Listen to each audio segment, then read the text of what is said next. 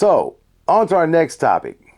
With everything going on in the NFL, and as much as, I don't know, how should I say, attention the Chiefs get or have been getting over the past 5-6 years since the emergence of Patrick Mahomes and the Chiefs as odds-on favorites to win Super Bowls,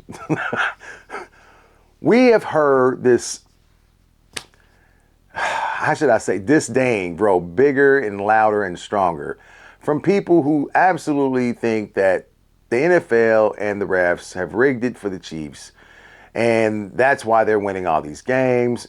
And it's mostly from people, of fans of teams who basically, just hate the fact that we beat them all the time. And I say that very nonchalantly because we beat them all the time. So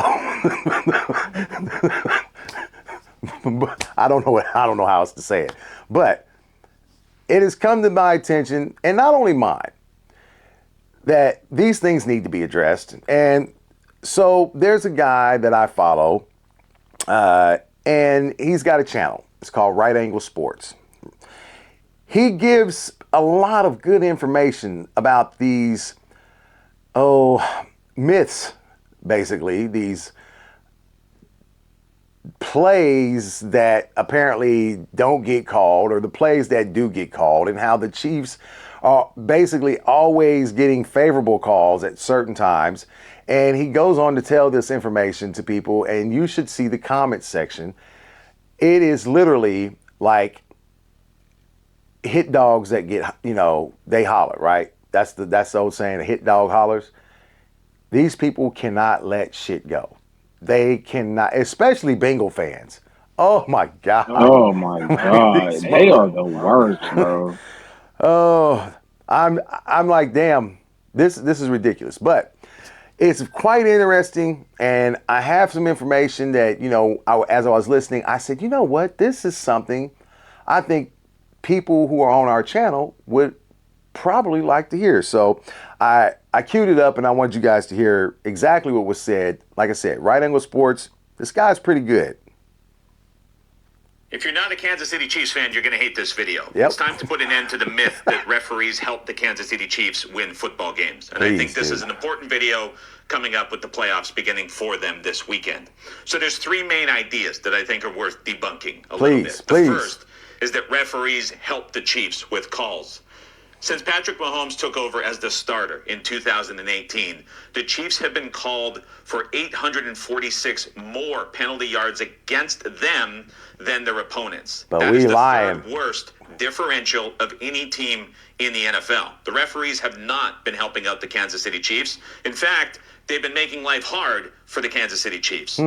Offensive drives turn into touchdowns at an average of a 22% clip league-wide in the NFL. Interesting. Since 2018, the Kansas City Chiefs have been called for offensive holding 196 times. That's more than any other team in that time More span. than any other team. The reason that is important is because when a team sustains an offensive penalty on a drive, that 22% touchdown rate drops to 14%.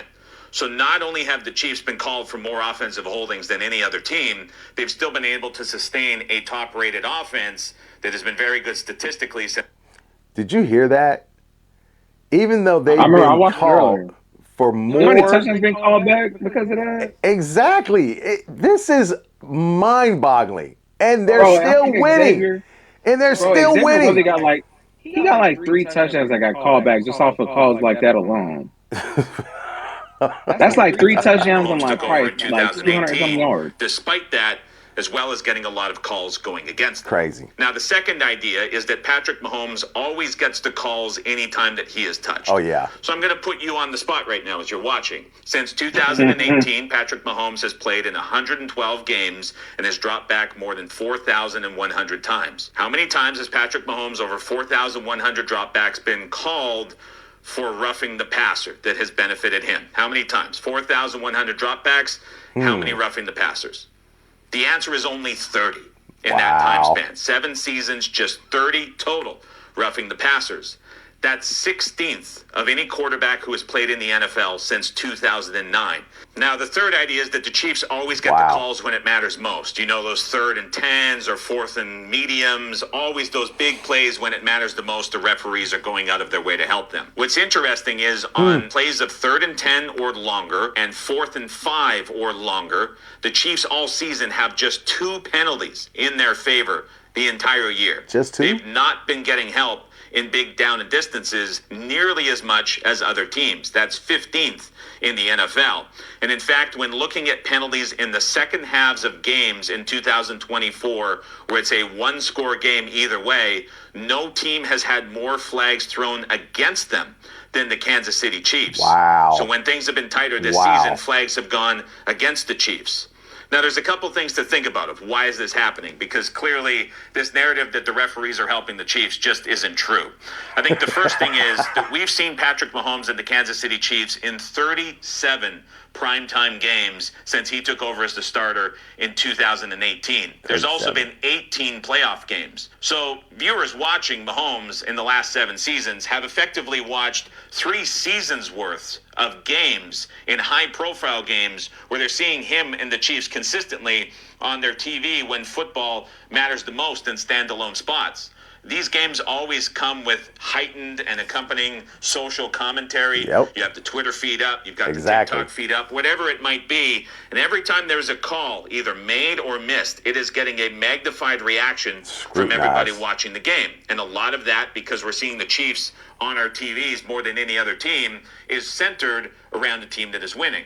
The second thing is the Chiefs have been winning for several seasons, and that's allowed 31 fan bases from 31 other. So we all know it. You have somebody in your group chat, or maybe that person is you, that always complains that the referees help the Chiefs. I think this is a good video to share in your group chat before a kickoff on Saturday, or even during the game when it comes up, because there's a lot of people on the side that the Chiefs are helped by the referees. As you can see in this video, it just isn't true. He said because there's 31 other teams. What's not helping that? Like, you know why? Like, people are really pissed off about it. It's because, despite all that, they're still winning. Exactly. That's the problem. That's if they what were I'm losing, saying. nobody would care. Yeah, nobody would care.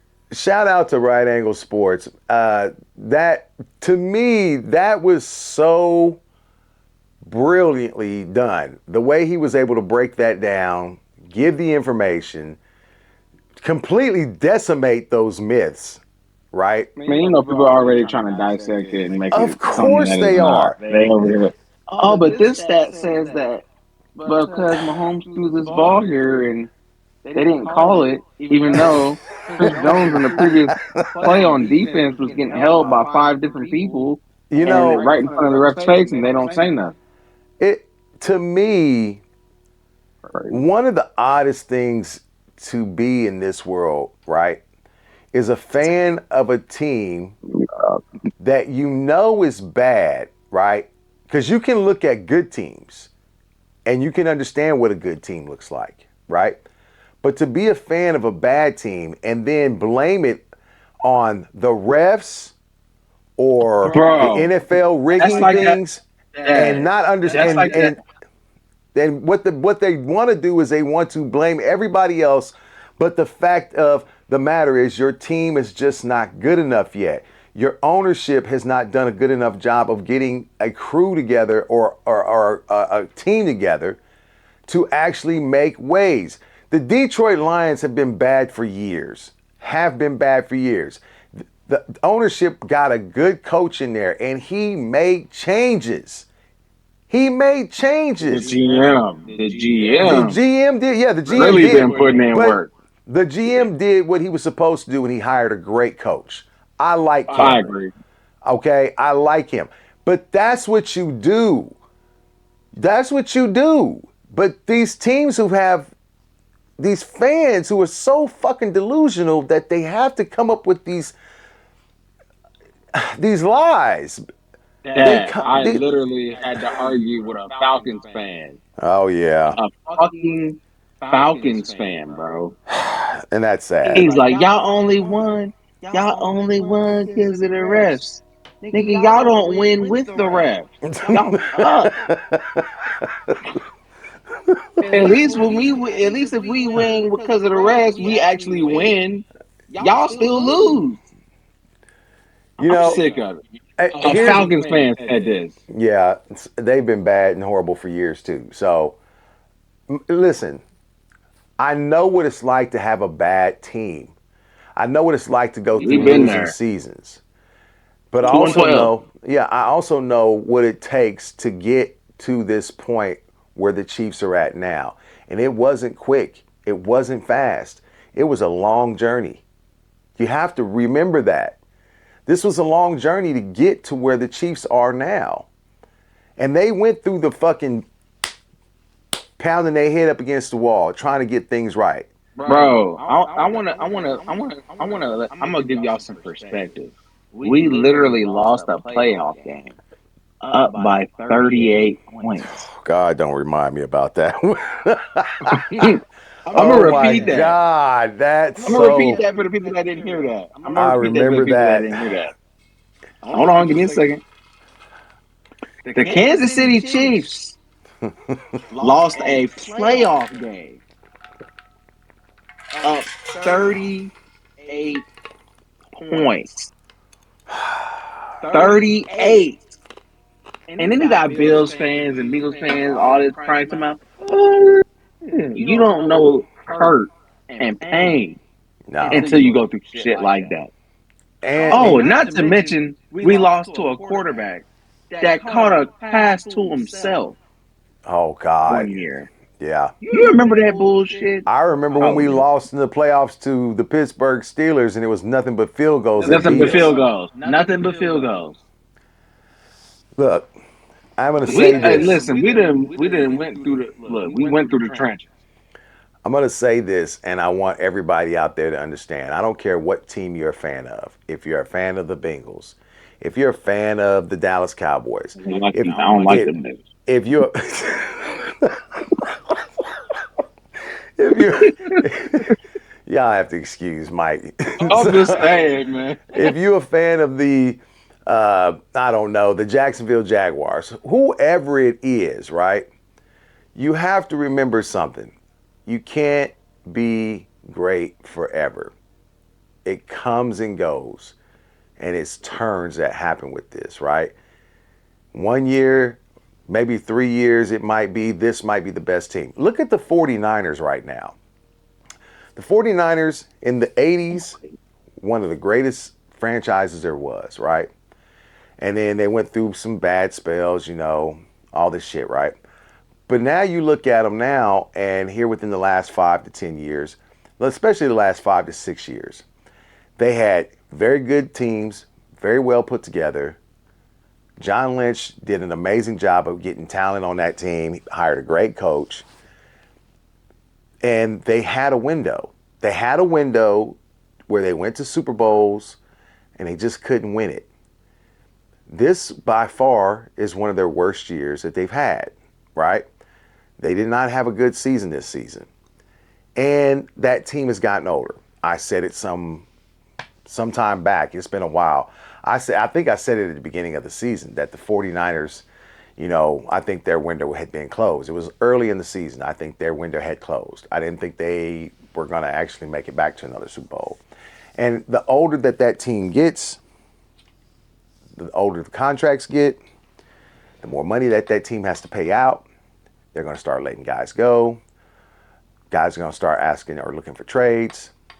This is the nature of the beast. So when you get a team and you need to take advantage of it, as far as especially having a great quarterback, you have to draft well. And you have you have to have a GM that's willing to actually listen to the scouts and be able to make great decisions.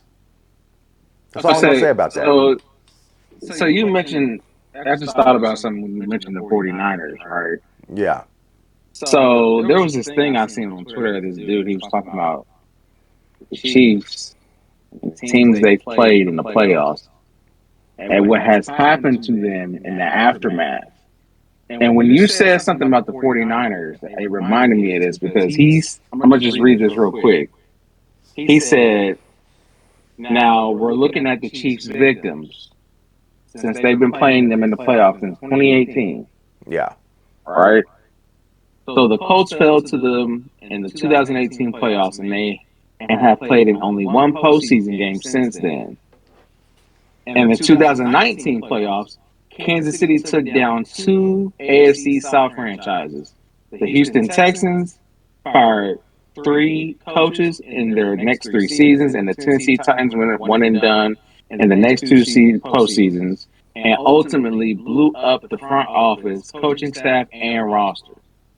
14 months after losing the Super Bowl, Super Bowl, the Niners wasted three first round picks on quarterbacks or on quarterback Trey Lance, Oh thinking he yeah. had the physical tools to replicate Mahomes' success. Yeah. Then he says after that, the Cleveland Browns missed the playoffs in 2021, a season after failing to the Chiefs. So they gave up on a quarterback, Baker Mayfield, and acquired Deshaun Watson in a move that will go down as one of the worst trades in history. The Eagles lost the Super Bowl to the Chiefs, then went one and done in 2023, which led to questions about Nick Sirianni's job security.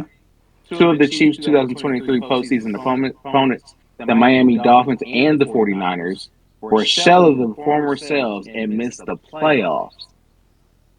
Anyway, this is Y'all our have it. show. This is our show. We hope you guys get a chance to come back. And we've said this before.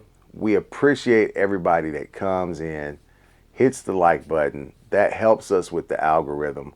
Hit the subscribe button. That also helps us get out to more and more people. Share it, whatever. We like to get more people involved in the show. So if you have a comment or a question, please leave it for us. We like to get back to anybody that has a question or a comment. And if it's a good question, something that we haven't done before, maybe we will even do a show around it. It is that time of the season. It's probably our busiest time of the season. We have put out more videos this past 10 days than we have in a long time. So we're going to start ramping up, too. And February 10th will be our 1 year anniversary on YouTube. So, this is just the beginning. This is just the beginning. And we are doing things that, we didn't know when we first started we would be doing. And I went back and looked at our first show. Man, it was so bad. So it bad. Was mad. We've come a long. Well, you wasn't here. You were supposed to be here that day as the co-host. You right. I wasn't. You right. But we've come a long way. And like I said, February 10th will be our 1 year anniversary on YouTube. And we want to thank you guys who have tuned in and subscribed to us. We really appreciate that. That's it for us today. I'm Big Tim. That's Big Mike. We want to say thank you guys. And we hope you'll join us again here at the Cast.